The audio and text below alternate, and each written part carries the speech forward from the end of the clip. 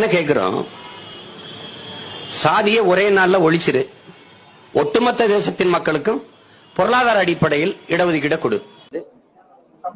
ஒரு நீங்க என்கிட்ட கொடுங்க நாட்டை, ஒரு அரை மணி நேரத்தில் நிறுத்துறேன் கலவரத்தை. வந்தவன முதல் கையெழுத்து மஞ்சள் நோட்டீஸ். இந்த அரசு திவாலாயிருச்சு. உங்கள் மகன் ஆட்சிக்கு வரும்போது கடற்கரை மெரினா கடற்கரை இருக்கிற கல்லறை எல்லாம் அப்புறப்படுத்துங்கள் என்று சொல்லுகிற காலம் ஒரு நாள் உறுதியாக வருவாங்க. எப்படியா மீட்கிறது? இப்படியா மீட்கிறது? சீமா எப்படி மீட்பேன்? எப்படி மீட்பேன்? 50,000 பெட்டாலியன் ஸ்பெஷல் போர்ஸ் கிரியேட் பண்ணுவேன், உருவாக்குவேன், சிறப்பு படைய,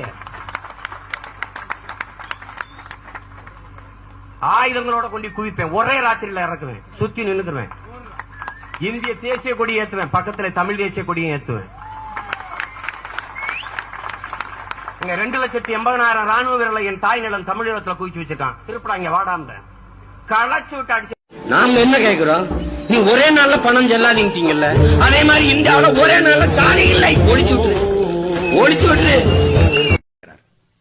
நான் கெஞ்சி கெஞ்சி கேட்டேன் என் அன்பு மக்களே, முதல்வன் படம் போல காலையில் 5 மணியிலிருந்து சாயந்தரம் 5 மணி வரைக்கும் என்னை ஒரு நாள் முதலமைச்சராக்கி விடுங்கள், நான் எப்படியாவது போரை நிப்பாட்டி விட்டு வந்து விடுகிறேன்.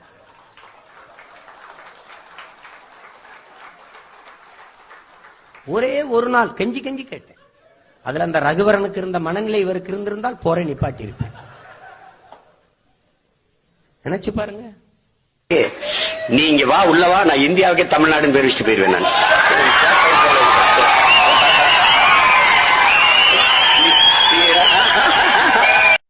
2021 நாம் தமிழர் அரசு மலரும்.